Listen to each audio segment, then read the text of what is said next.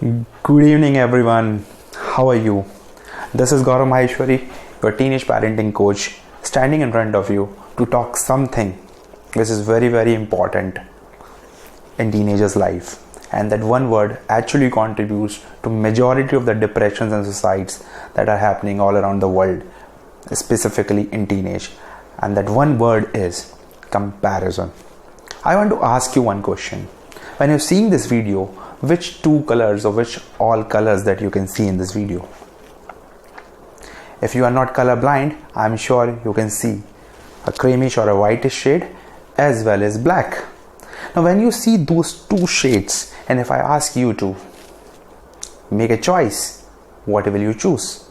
I know the choice will be very, very easy for you to make because you have only two options. One is black or one is white. But imagine if this could be a colorful video. It could be a background with a lot of colors, with my shade having a lot of colors. And if I ask you to make one choice for your right color or the best color, you will have a lot of confusion for most of the cases. The reason is because you have a lot of choices. So the comparison even becomes more confusing when you have a lot of choices. And the difference with what you are comparing matters a lot while making that decision.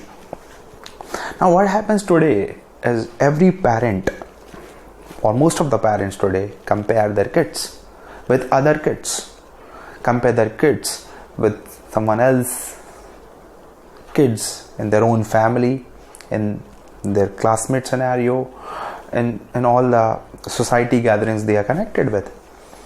Now what are the reasons of this comparison? If I really think deeply into the reasons of comparison, the following are the major reasons. One is social pressure. Everyone is thinking about what others think about them. सबसे बड़ा रोग क्या कहेंगे लोग? And when that thinking, when overrated about your own individual perspective, you start comparing. You start comparing about each and everything in your life, not only how your children are doing, but what you wear, which car you're going to buy, which house you're going to take. Every single decision becomes on the basis of the reference of that social pressure. Another could be your self-identity. You're trying to identify yourself in those expectations which you're posing on your kids in some or the other way, and looking forward that those expectations one day when meet will give your identity back. That could be even reflecting your own comparison childhood back to your child. It means that for all the ages of your child, or when you were a child, you were compared extensively, and that habit have grown you in that way that you start putting back to your children. And it could be even being aspirational to enable your children to do something which you haven't done. So it's like replacing your dreams unfulfilled in their programming, so that once they fulfill those dreams, your replacement or your own gap area of not fulfilling them becomes satisfied. So it's self-satisfaction of something which you haven't fulfilled.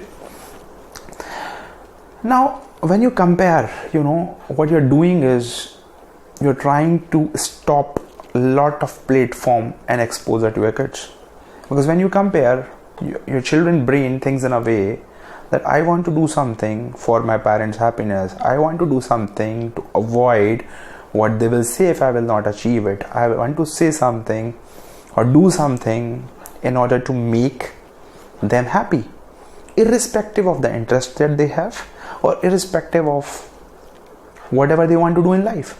Because they never come to know what they're actually interested at in that all peer pressure scenario. Now what is comparison in terminology? If I go in the deep terminology of comparison, it's basically an expression of complexity. Now that complexity of ego basically, and that complexity is divided into two parts. One is inferior complex and one is superior complex. So when you're trying to do something because you feel deprived, because you feel little less, or because you feel little different, you get inferior complex and you try to do anything with that comparison as an output to achieve and overcome it. When you feel superior complex, it's more like when you think that you want to be superior above someone, you are good at something and you want to prove it out, or you want to do something better than others. You want to prove yourself as a superior person in that community, and that's how you try to do something again with that comparison note. But both these attitude of growing up is not good, because if you see all the success stories, call it any name, Mahendra Singh Dhoni or Sachin Tendulkar or Michael Jackson or Lata Mangeshkar or Shah Rukh Khan, if these all people would have compared each other with their own rivals or with their own colleagues who are doing much better than them in their own stream of work, they will not be where they are. What they focused on is the process, is the system, is the skill set which can make them what they are to their best.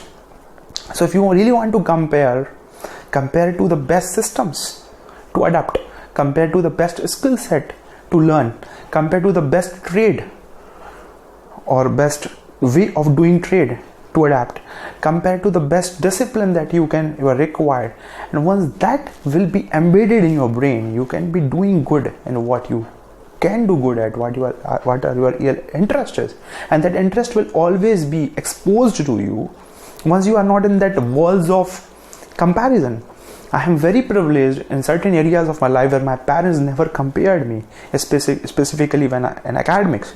Though I was a throughout topper till 10th, they never said me like superiorly that you're not doing awesome. At the same time, when I was not doing good in the later studies in my life, they again had the same neutral expression.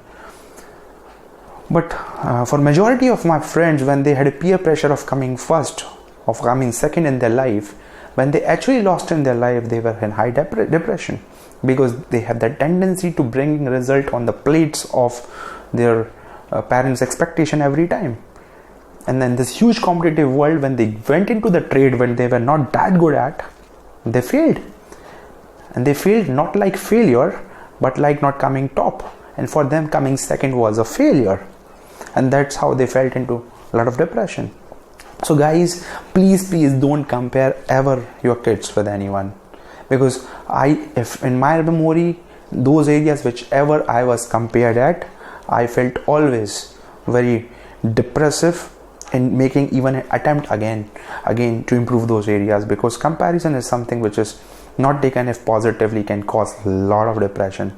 And yes, think about a moment if your kid start comparing you back.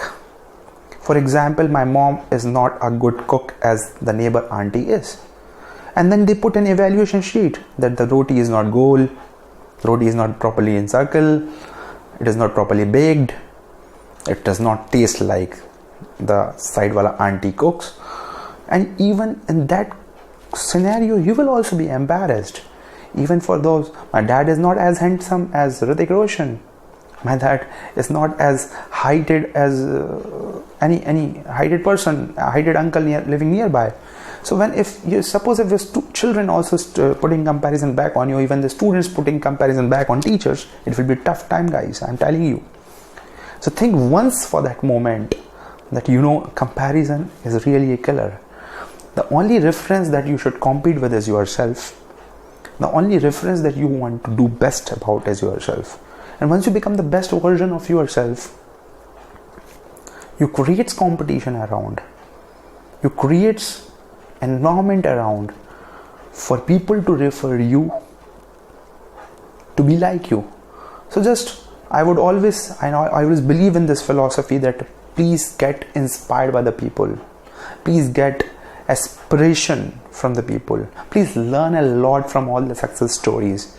But just try to be the best of you, because God have made you just one piece, and that is you.